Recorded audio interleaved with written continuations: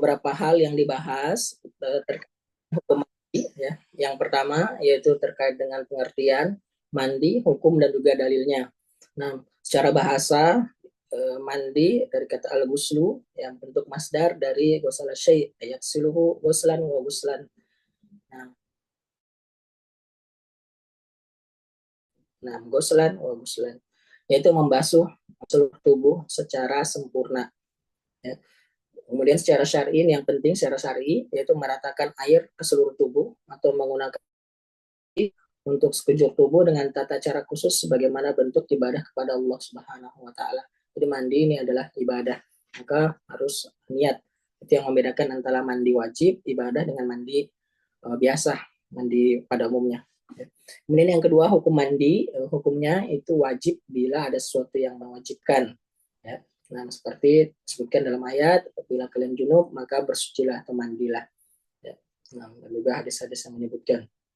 Kemudian yang ketiga, penyebab yang mewajibkan mandi. Ya, wajib mandi karena salah satu dari beberapa penyebab yang disebutkan oleh penulis. Yang pertama, keluarnya air mani dari tempat keluarnya. Ya. Dan syarat keluarnya ini memancar, diikuti dengan rasa nikmat dari laki-laki ataupun wanita. Ya, berdasarkan ayat dan juga hadis. Nah, bisa dilihat.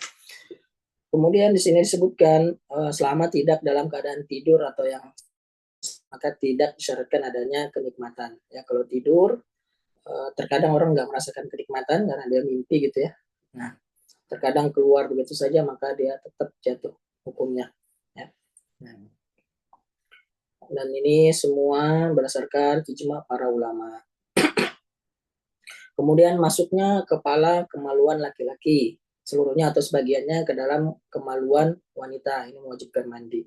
Ya. Sekalipun hal itu tidak menyebabkan keluarnya air mani. Ya. Dan syaratnya juga tidak ada kain penghalang, berdasarkan sabda Nabi SAW yang bisa dilihat di kitab. Ya. Nah, kan tapi nggak wajib dalam kondisi itu ketika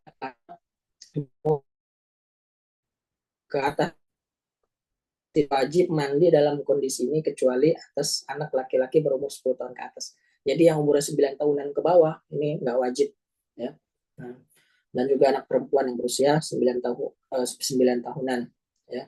Kenapa? Karena dia belum balik dan batas usia balik itu 10 tahun sebagaimana nanti akan dibahas insyaallah. Nah, kemudian yang ketiga di sini masuk Islamnya seorang yang kafir. Walaupun dia kafir orang yang murtad, masuk Islam, kalau dia murtad. Nah, ini wajib untuk mandi. Ya, sebagaimana hadis Nabi SAW yang merintahkan sahabat Qais bin Asim untuk mandi. Nah, kemudian yang keempat yaitu berhentinya darah haid dan nifas. Ya, berhentinya darah haid dan nifas, sebagaimana disebutkan dalam hadis Aisyah. Dan haid semisal dengan nifas secara hukumnya, sebagaimana disebutkan dalam ijma para ulama. Kemudian yang kelima yaitu meninggal dunia, berdasarkan sabda Nabi Sallallahu Alaihi Wasallam kepada kaum wanita yang memandikan Zainab binti Muhammad Sallallahu Alaihi Wasallam, putri Nabi Sallallahu Alaihi Wasallam saat wafatnya, ya, iksilnaha. Ya, nah, Nabi Sallallahu Alaihi Wasallam merintahkan untuk memandikan. Ya. Nah, tapi di sini dilihat ya bahwasanya mandi ini perlu diperhatikan, yang diketahui bahwasanya mandi ini sebagai bentuk ibadah, memandikan orang yang meninggal dunia ini sebagai bentuk ibadah, bukan tujuannya untuk mengangkat hadas, ya. Karena bila alasannya mengangkat hadas, maka yang nggak akan bisa hilang hadasnya selama sebabnya masih ada gitu ya. Nah, kemudian bagian yang kedua, sifat dan tata cara mandi.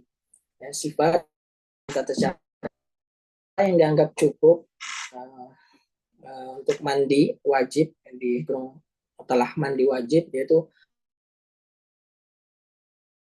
kan yang sempurna dan sunnah adalah yang mencakup yang wajib dan juga yang sunnah.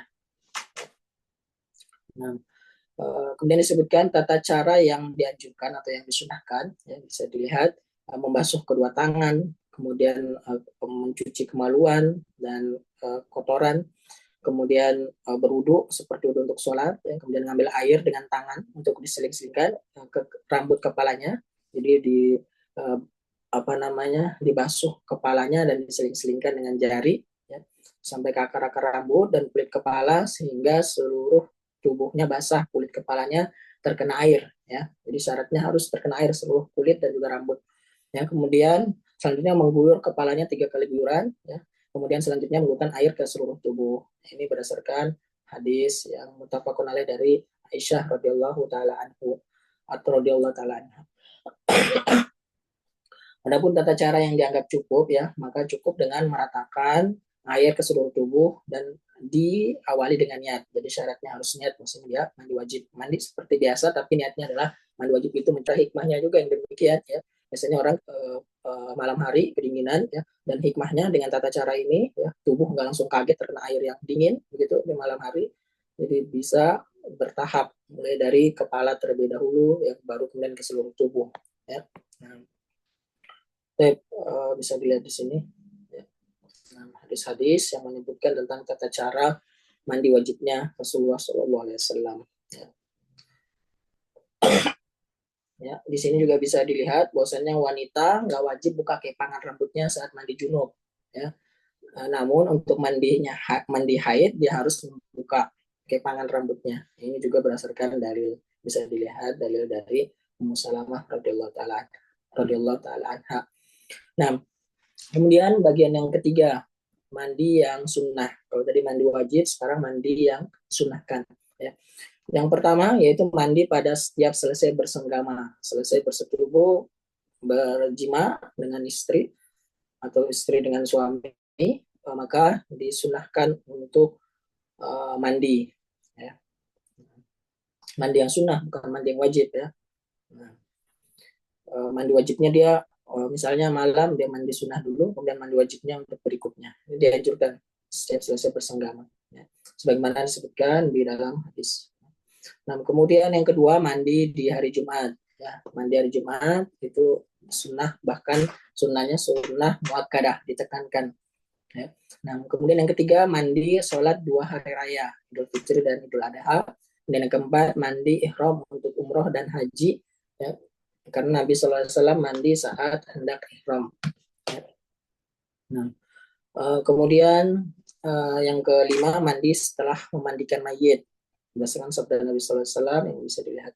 Nah, kemudian bagian yang keempat dari pembahasan tentang mandi ini, hukum-hukum yang diakibatkan oleh orang yang wajib mandi. Ya. Jadi hukum yang diakibatkan, ya, bisa diuraikan sebagai berikut. Yang pertama, mereka yang wajib mandi dan belum mandi, ya, mereka tidak boleh berdiam diri di masjid, ya, kecuali hanya sekedar melintas, ya. Nah, dan disebutkan di sini bila dia nggak mandi tapi dia sudah berudu, maka hal ini nggak mengapa karena dapat meringankan hadas dan wudu itu salah satu dari 2 tata cara bersuci, jadi nggak apa. Kemudian yang kedua, tidak boleh menyentuh mushaf Al-Quran. Ya, nggak boleh menyentuh mushaf Al-Quran. Sebagaimana ayat dan juga hadis yang bisa dilihat. Kemudian yang ketiga, itu nggak boleh membaca Al-Quran. Orang junub itu nggak boleh baca sedikit pun ayat dari Al-Quran sampai dia mandi. Ya, berdasarkan hadis Ali radhiyallahu taala berikut. Ya. Kemudian yang keempat, yaitu orang junub, dia nggak boleh sholat. Orang junub nggak boleh sholat, ya, sebagaimana setelah dibahas. Kemudian yang kelima, yaitu orang junub, dia nggak boleh juga tawaf. Ya. Alhamdulillah kita telah selesaikan bab yang ke-7. Kita masuk ke bab yang ke-8, hukum-hukum tayamum. Nah, yang pertama terkait definisi. Dari segi bahasa, tayamum dari kata tayammama, ya tayammamu, tayammuman, ya, yang bermakna menyengaja. Nah, kemudian secara syar'i, ya, tayamum mengusap wajah dan juga kedua tangan dengan menggunakan debu yang suci dengan tata cara tertentu, dan itu sebagai bentuk ibadah kepada Allah Subhanahu wa taala. Dan beberapa hal yang akan dibahas. Yang bagian yang pertama ini hukum tayamum dan juga dalil pensyariatannya. Ya, jelas bahwasanya tayamum itu disyariatkan, ya, karena dia adalah khusus keringanan dari Allah Subhanahu wa taala untuk hamba-hambanya. Ya, dan ini termasuk kebaikan dan juga karakteristik umat Nabi Muhammad SAW, sebagaimana bisa dilihat syariatnya di surah Al-Maidah ayat yang ke-6. Ya. Nah, begitu pula hadis-hadis Nabi SAW yang menyebutkan tentang pensyariatan tayamum ini. Ya, yang bisa dilihat. Kemudian di sini dibahas ya bahwasanya para ulama itu berijma, sepakat ya atas pensyariatan tayamum apabila syarat-syaratnya terpenuhi, ya. Bahwa tayamum ini menggantikan apa namanya wajibnya bersuci dengan air, ya. Jadi dibolehkan tayamum melakukan apa-apa yang dibolehkan bersuci menggunakan air, ya. Nah, untuk misalnya ketika akan sholat, tawaf, membaca Al-Quran dan lain sebagainya, ya. Nah, ya, dan dari sini kita lihat dengan jelas bahwasanya tayamum itu ditetapkan berdasarkan Al-Quran, Sunnah dan juga ijma para ulama. Ya, tidak ada yang menyelisihi tentang persyaratan tayamum. Dan bagian yang kedua di sini syarat-syarat tayamum dan sebab-sebab yang membolehkan tayamum. Tayamum ini diperbolehkan saat yang pertama nggak apa namanya tidak mampu menggunakan air, ya, karena airnya nggak ada atau karena takut bahaya apabila menggunakan air, ya, atau karena sakit pada badan atau dingin yang menggigit. Nah, itu nggak apa-apa, dia bertayamum yang berdasarkan hadis yang bisa dilihat di sini, ya. Nah, kemudian di sini kita bahas tentang syarat-syarat sahnya tayamum, ya. Yang pertama, niat, harus berniat, ya. Kemudian yang kedua, beragama Islam, ya. Kalau orang kafir nggak sah ibadahnya apapun itu. Dan yang ketiga, berakal, ya. Orang gila, orang pingsan nggak sah tayamumnya. Dan tamyiz dapat membedakan yang baik dengan yang buruk. Nah,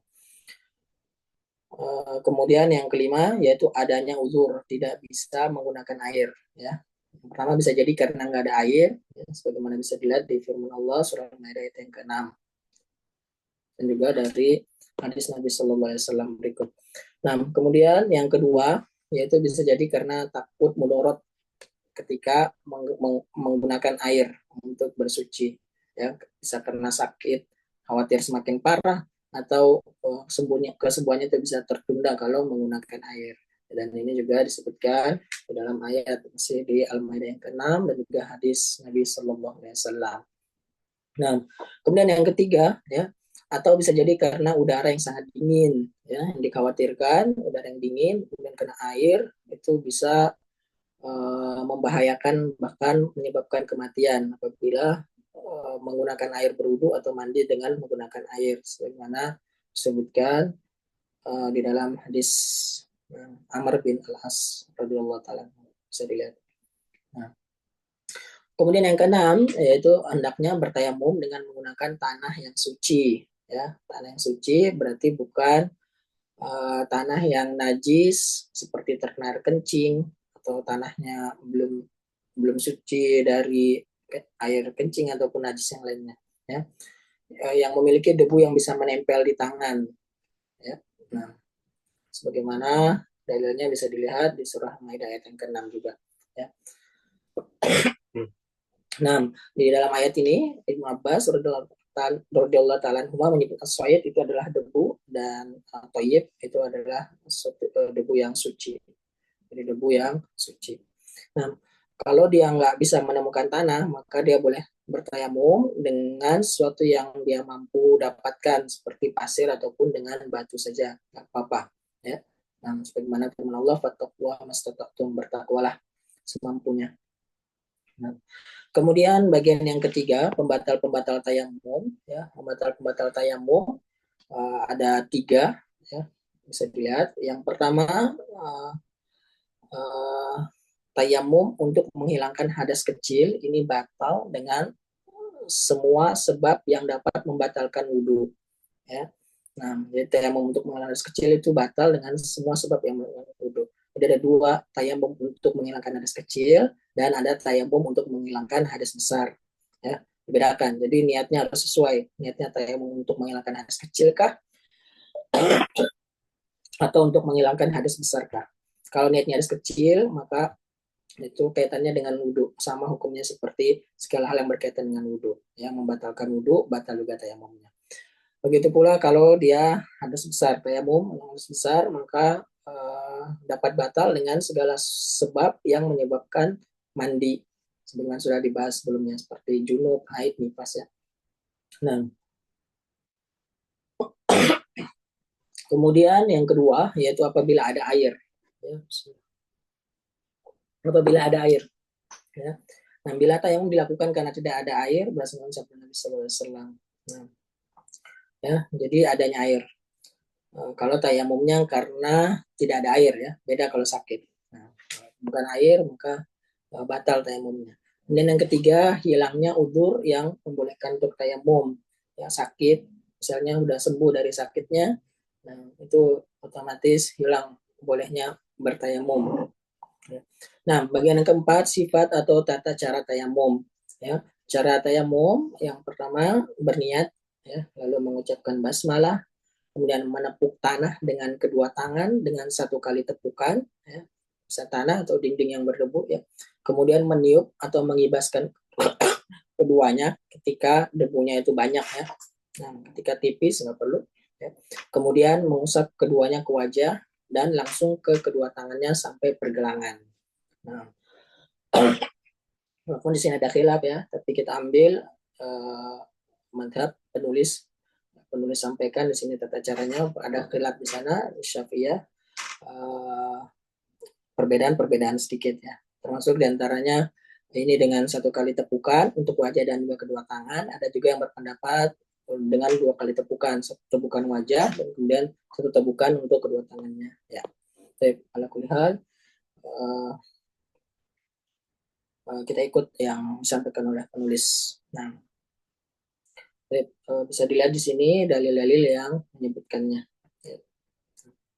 Baik, alhamdulillah kita telah selesaikan pembahasan tentang tayamum. Ya, kita masuk ke bab yang ke-9.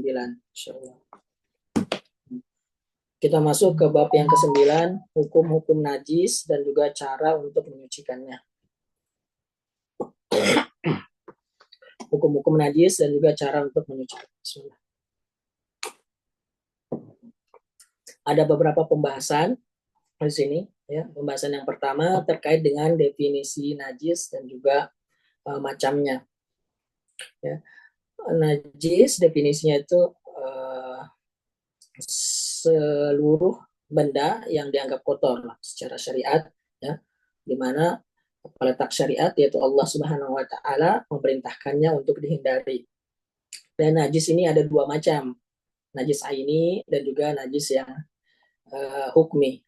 Najis aini yaitu najis yang nggak bisa suci dalam kondisi apapun karena memang sejatinya zatnya itu najis, ya, seperti kotoran keledai, darah, air kencing, ya, mau kayak mana juga nggak bakal suci gitu ya karena zatnya memang secara hakiki itu najis. Kemudian yang kedua, najis secara hukmi yaitu suatu kondisi yang dianggap najis yang ada pada anggota tubuh. Ya. Nah, suatu kondisi yang dianggap najis yang ada pada anggota tubuh mengenai anggota tubuh, ya, di mana dia dapat menghalangi sholat dan mencakup hadas kecil yang hilang dengan cara berwudu, ya, seperti buang air besar, dan juga hadas besar yang hilang dengan cara mandi itu seperti junub, ya. Nah, baik. Kemudian di sini disebutkan pada dasarnya alat bersuci yang dengannya najis bisa dihilangkan itu adalah air, ya. Nah, jadi dasarnya itu adalah dengan air. Dan kita sudah bahas momen sebelumnya tentang masalah istinja dan juga istismar, ya. Nah, untuk menghilangkan najis, ya. Jadi untuk menghilangkan najis, apalagi untuk bersuci, dasarnya itu adalah dengan menggunakan air. Sebagaimana firman Allah Subhanahu wa taala yang bisa dilihat di sini, ya, wa inazzilu alaikum minas sama'i ma'an litahhirakum bih. Kemudian di sini disebutkan pembagian najis. Najis terbagi menjadi tiga, najis yang mughalladah atau najis berat, yaitu najis anjing dan apa-apa yang muncul darinya turunan dari anjing tersebut. Ya. Nah, tata cara membersihkannya nanti akan dibahas di pembahasan berikutnya. Ya, cara menyucikan najis. Kemudian yang kedua, najis mukhaffafah atau najis ringan, yaitu najis kencingnya bayi laki-laki yang belum mengonsumsi makanan, masih hanya mengonsumsi dari ASI, air susu ibunya. Kemudian yang ketiga, yaitu najis mutawassithah, najis pertengahan, ya. Nah, itu najis selain dari mughalladhah dan juga selain dari najis mukhaffafah, ya, seperti air kencing, tinja, bangkai dan lain sebagainya. Itu masuk ke najis mutawassithah. Nah, kemudian disebutkan di sini bagian yang kedua, benda-benda najis yang ditetapkan oleh dalil. Nah, benda-benda najis yang ditetapkan oleh dalil. Nah, yang pertama yaitu air kencing, kotoran dan juga muntah manusia. Nah, kecuali kencingnya bayi laki-laki yang belum mengonsumsi makanan, maka cara membersihkannya cukup diperciki dengan air, sebagaimana bisa dilihat di hadis Ummu Qais binti Mihsan berikut, ya. Pernah bawa anaknya yang masih kecil, ya, belum mengonsumsi makanan, lalu beliau mendudukkan di pangkuannya, kemudian anak tersebut kencing di pakaian, kemudian pakaian Nabi SAW, kemudian beliau minta air lalu mencuci pakaian beliau dan tidak mencucinya, ya, jadi cukup diperciki saja dengan air, ya. Nah, akan tapi kalau kencing anak laki-laki yang sudah mengonsumsi makanan, ya, sudah bahkan bubur atau selainnya, ya, maka statusnya itu seperti kencingnya orang dewasa, memang harus dicuci, dibilas, tidak cukup diperciki, gitu ya. Nah, kemudian yang kedua, darah yang mengalir dari hewan yang dagingnya halal untuk dimakan.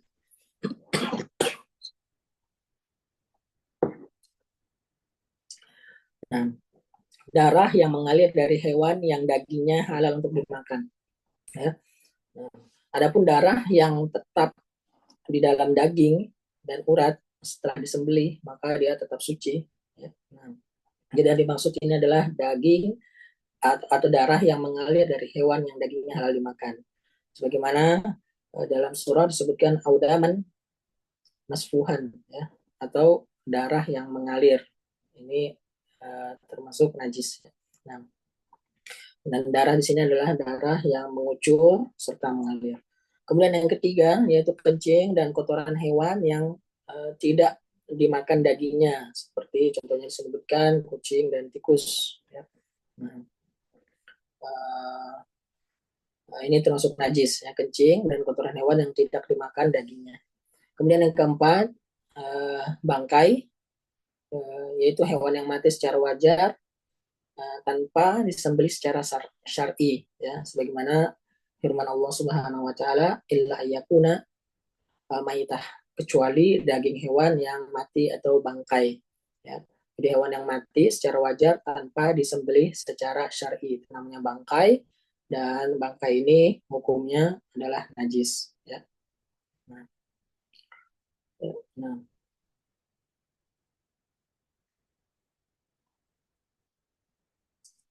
di sini di PDF-nya lompat, ya. Jadi terputus halamannya 58 langsung ke 91.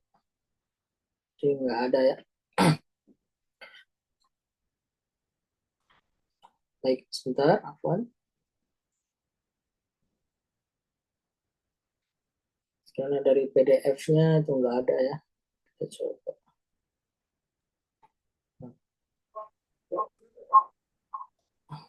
Di sini. Nah, coba ini. Bisa dilihat di sini, ya. Ini lanjutannya yang tidak ada di PDF-nya. Mungkin ketika menyeken dia terluput, ya. Kita lanjutkan. Yang keempat yaitu bangkai, ya. Bangkai yaitu hewan yang mati secara wajar tanpa disembelih secara syar'i, ya. Jadi bangkai ini sesuatu yang mati secara alami tanpa penyembelihan secara syar'i, ya, sebagaimana disebutkan dalam ayat tadi disebutkan, ya.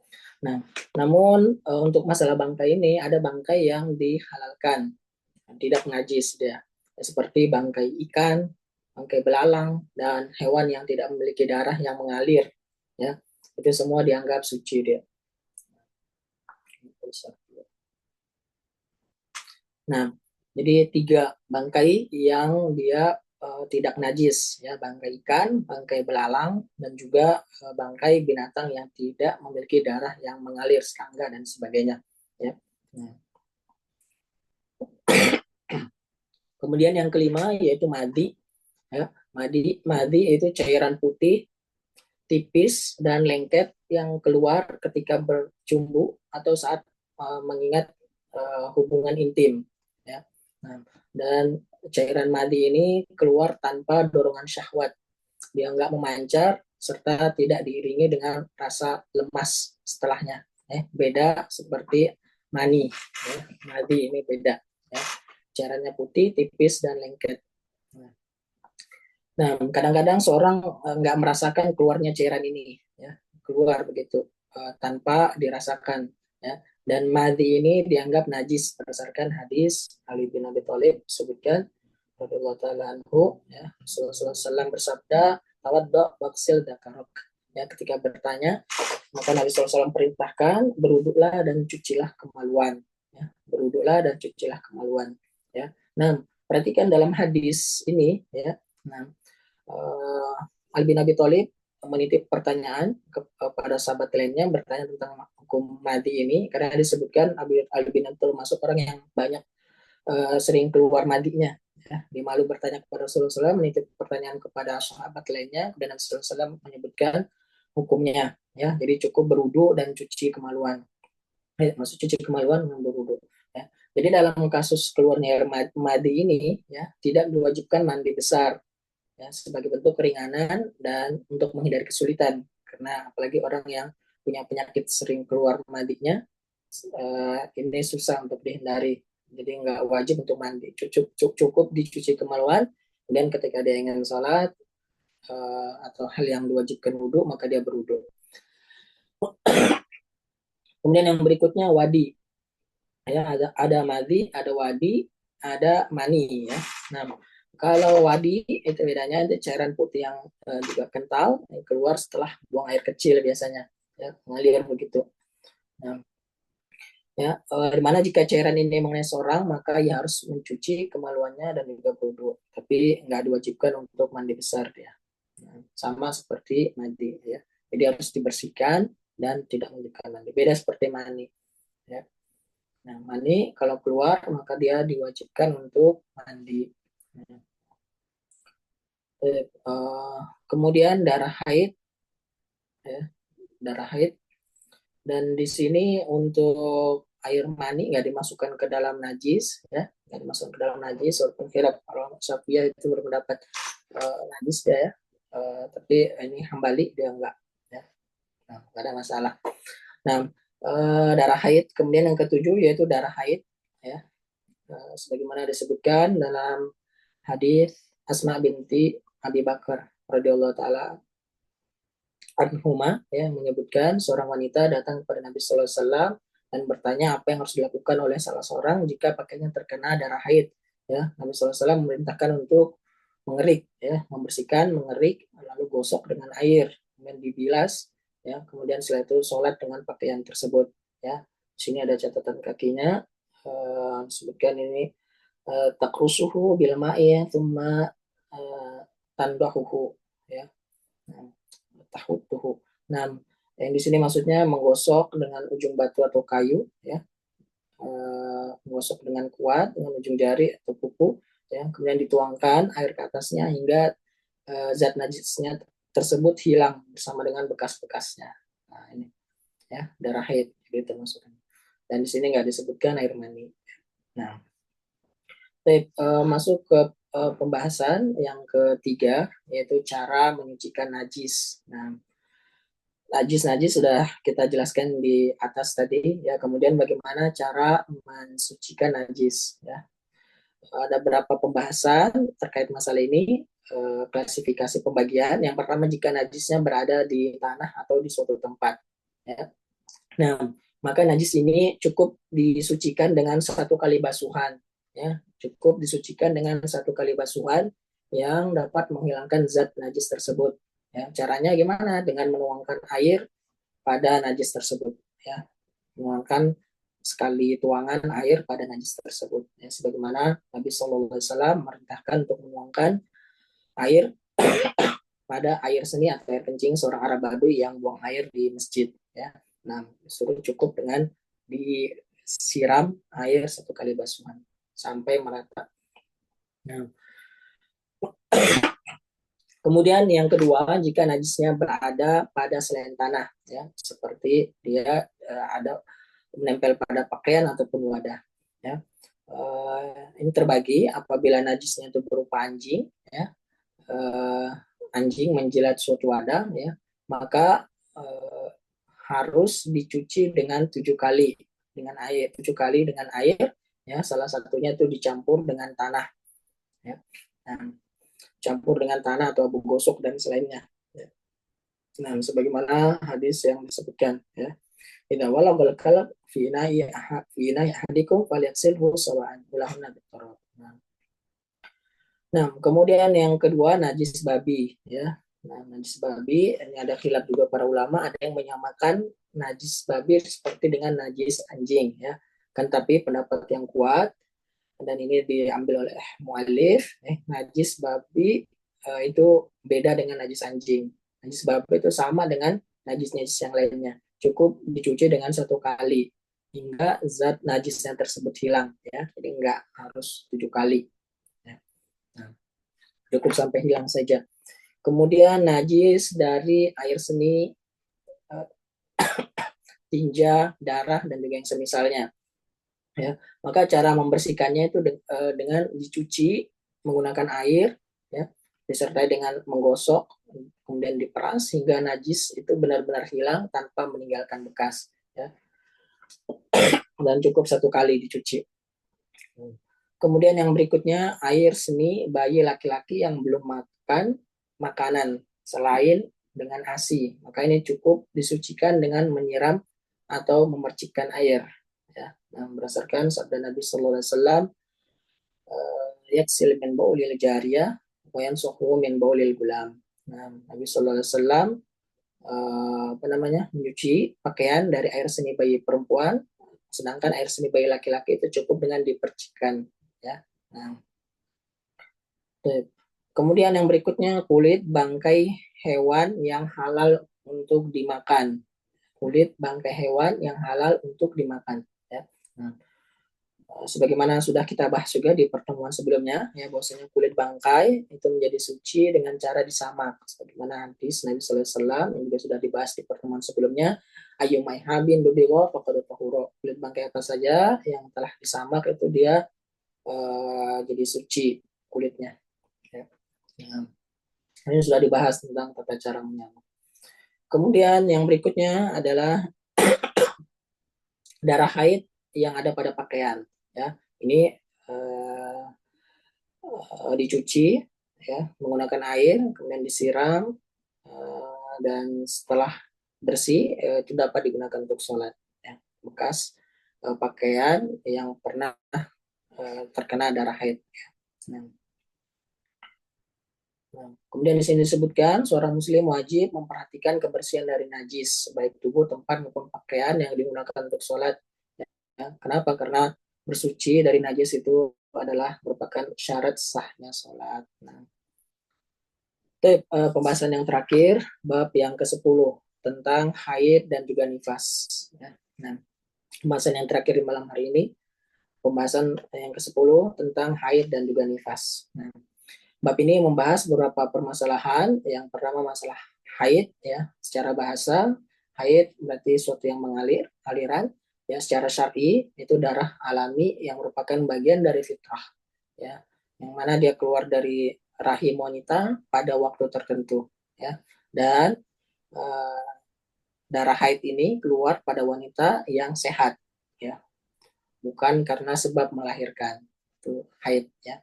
Nah, bedanya dengan nifas, ya. Kalau nifas itu darah yang keluar dari wanita setelah dia melahirkan. Nah, itu nifas, darah yang keluar setelah melahirkan. Kalau haid ini darah normal, darah wanita yang sehat. Kalau nifas ini yang melahirkan. Nah, Maaf, Ustaz, kemudian boleh di full screen? oh, haid. Ya, Ustaz. Pembahasan pertama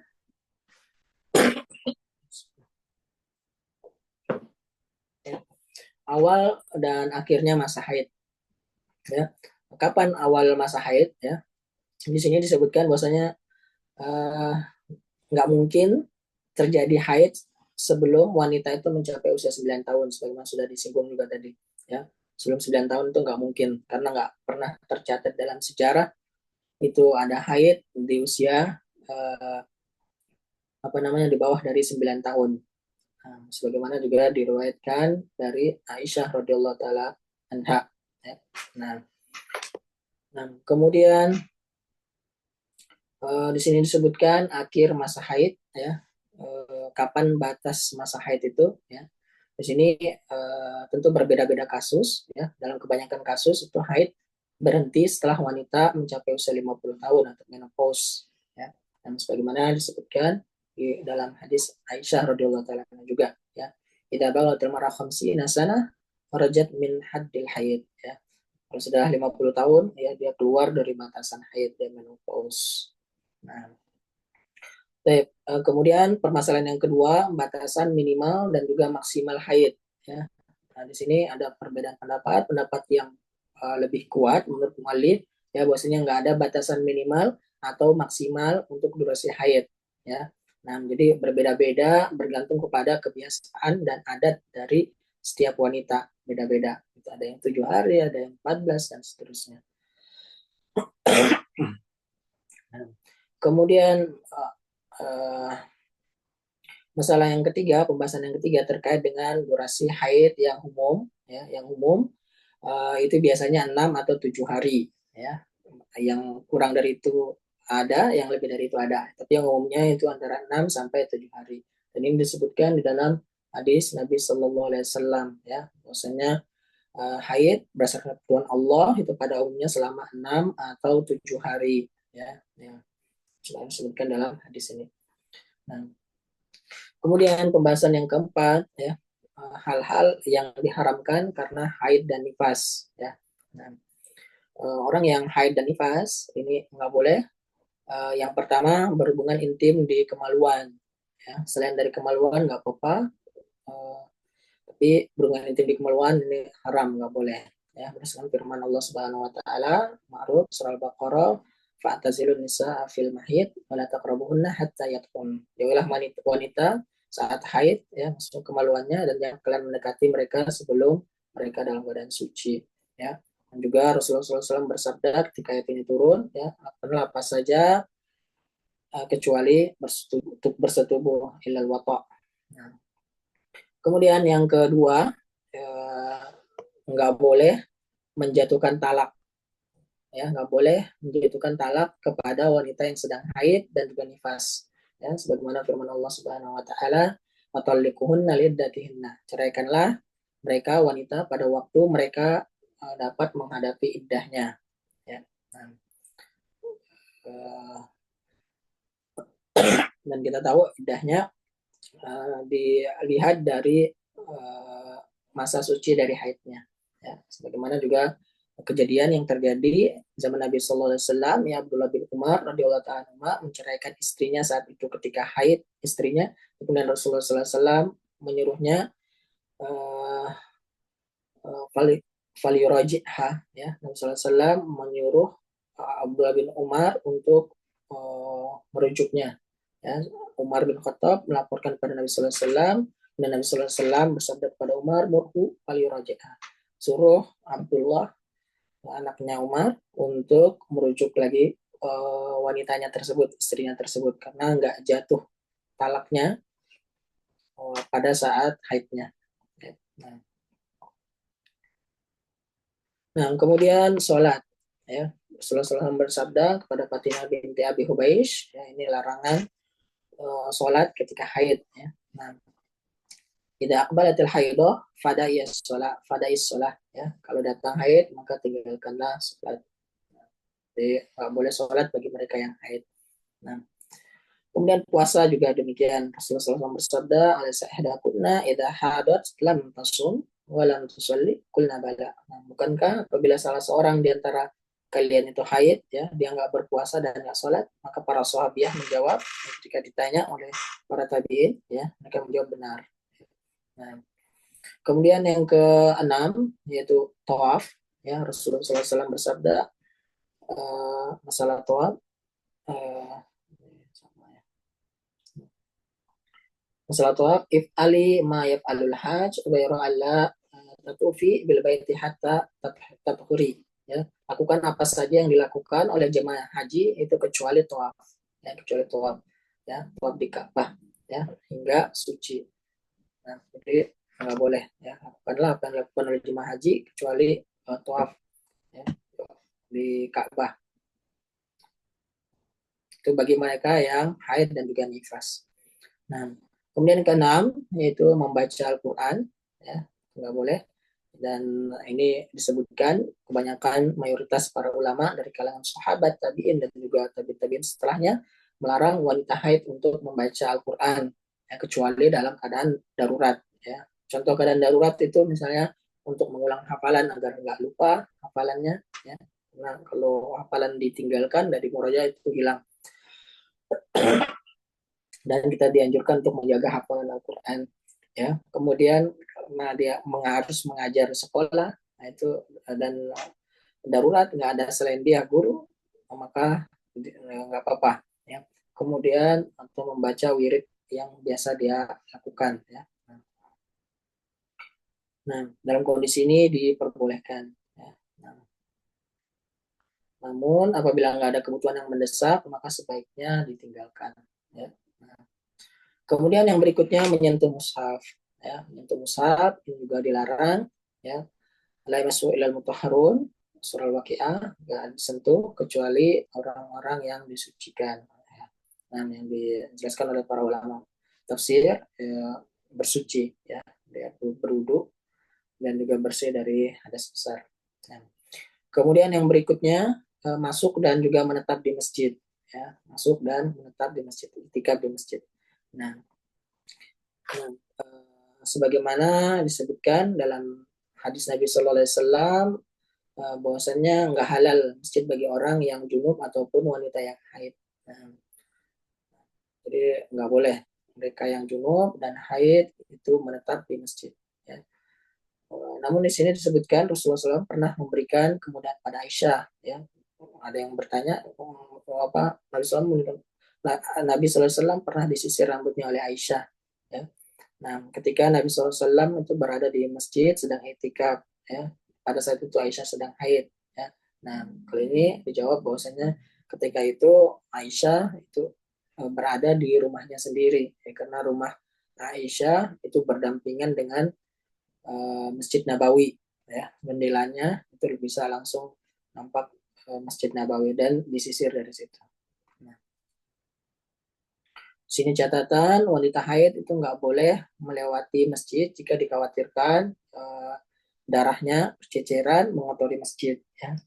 Jika dipastikan nggak sampai mengotori, nggak sampai tumpah berceceran, maka boleh melewati. Tapi kalau berdiam nggak boleh. Ya. Apalagi sekarang sudah ada, alhamdulillah di zaman sekarang kan sudah bisa pakai pembalut gitu ya, jadi bisa aman. Beda dengan zaman dulu yang harus ditutupi dengan kain. Nah, kemudian permasalahan yang kelima yaitu hal-hal yang diwajibkan oleh haid. Ya, kalau seorang itu haid, itu apa yang diwajibkan? Nah, yang pertama yaitu ketika sudah suci dari haidnya, maka dia diwajibkan untuk melaksanakan mandi besar. Ya, nah mandi junub. Ya, nah, sebagaimana disebutkan dalam hadis. Ya, nah, mandilah dan lakukanlah sholat kalau sudah selesai haidnya, sudah suci kembali. Kemudian yang kedua, uh, diwajib mereka yang telah haid itu sebagai tanda baliknya, sebagaimana disebutkan dalam hadis ini, ya, layak balullah sholat haidin illa bi khimar. Allah nggak menerima sholat wanita yang haid itu kecuali dengan memakai kerudung. Ya. Jadi seorang yang sudah haid berarti otomatis dia balik dan jatuh hukum syariat uh, bagi mereka yang telah balik, termasuk menutup aurat di sini. Ya, jadi eh, dalil dalil wajibnya menutup aurat bagi mereka yang sudah balik ya. Nah, ya. Jadi dan balik ditandai dengan adanya. Nah, Kemudian yang ketiga yaitu terkait dengan masa iddah. Masa iddah itu dihitung dengan haid, ya. Nah, masa iddahnya wanita dihitung dengan haid. Jadi masa iddah itu apa namanya, masa rentang waktu bagi mereka yang ditalak sampai dia boleh untuk menikah lagi, ya. Nah, jadi masa iddah wanita yang ditalak itu berdasarkan haidnya, sebagaimana firman Allah Subhanahu wa taala, wal mutallaqat yatarabbasna bi anfusihinna thalathata quru. Nah, dan para wanita yang ditalak hendaklah kuruk, ya, salah tulisan, hendaklah menahan diri 3 kali kuruk atau 3 kali haid, ya. Nah, 3 kali haid, 3 kali suci, gitu, ya. Nah, kemudian yang keempat, menentukan kehamilan dengan haid, ya. Nah, menentukan kehamilan dengan haid. Jadi haid itu bisa sebagai penentu ini hamil atau tidaknya, ya. Jadi, di mana disebutkan rahim seorang wanita itu dianggap bersih jika wanita telah mengalami haid selama masa iddahnya, ya. Nah, jadi ini menjadi penentu seorang itu boleh menikah lagi. Nah, dari kehamilan supaya jelas.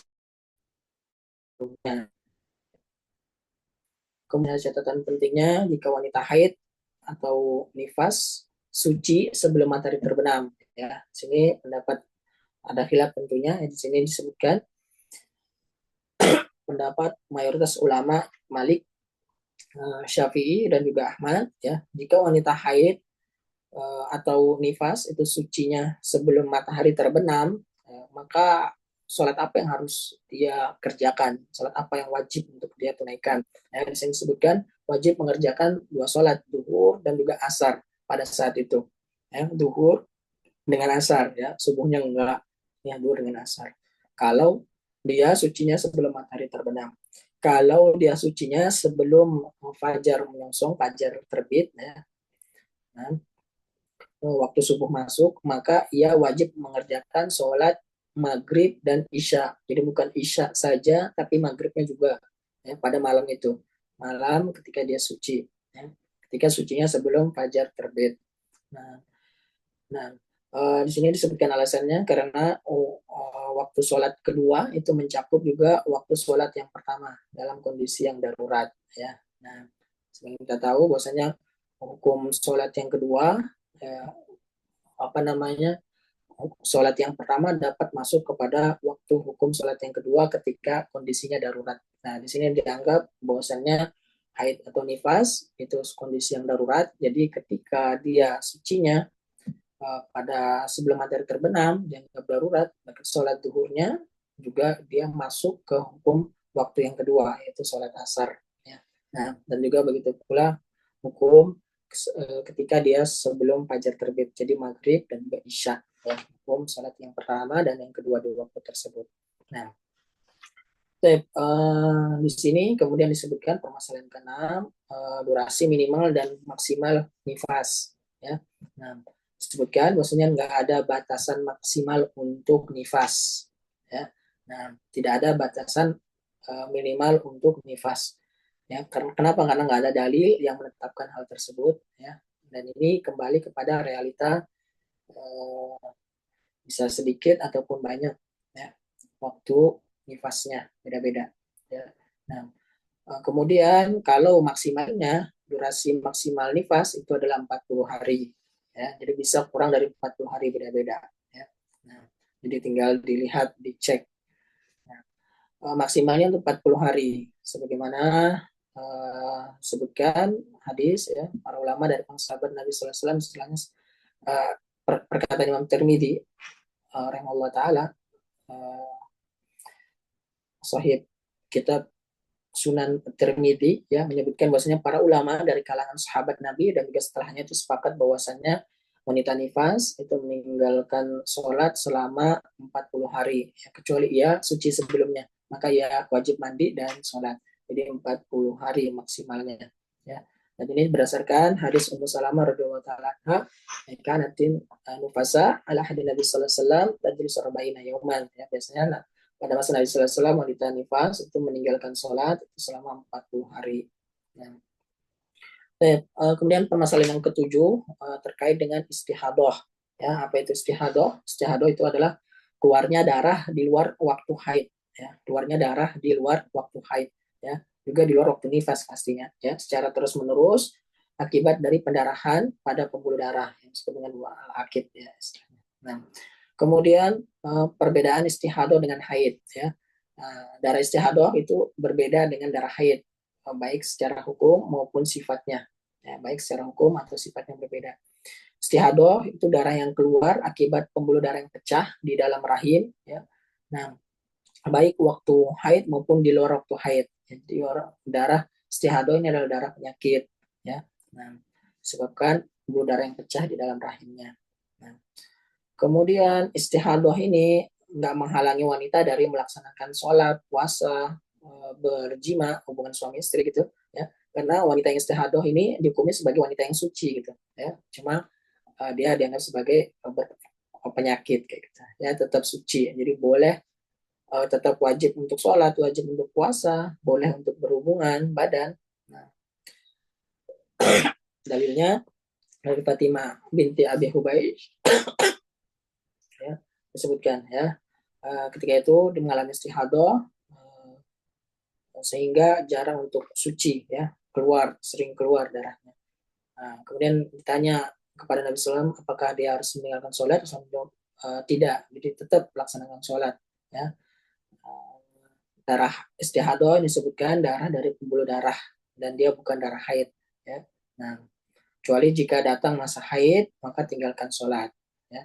Nah, kalau haidnya sudah selesai maka darahnya dibersihkan, darah berarti itu sebagai darah istihadah bukan darah haid lagi, dan dibersihkan kemudian sholat, ya. Nah, bersihkan kemudian sholat. Nah, dan disebutkan wanita yang mengalami istihadah dia harus mandi besar di akhir masa haid yang sebenarnya. Jadi patokannya ini masa haidnya, ya. Patokannya adalah masa haidnya, bukan keluarnya atau berhentinya darah istihadahnya, ya. Nah, tentu beda, tadi sudah disebutkan perbedaan darah istihadah dengan darah haid, ya.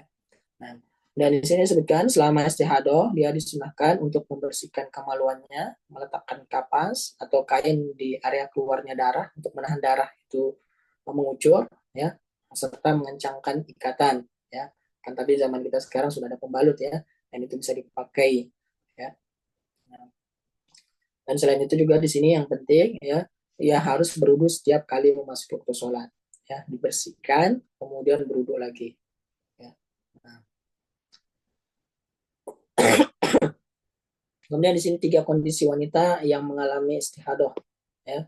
Dan ini pembahasan yang terakhir di malam hari ini dan juga di bab toharoh ini, kita bab toharoh ini. Ya, 3 kondisi wanita yang mengalami istihadah. Kondisi yang pertama yaitu apabila wanita yang dia memiliki kebiasaan haid yang sudah diketahui sebelumnya, sudah tahu, ya, kebiasaan haidnya.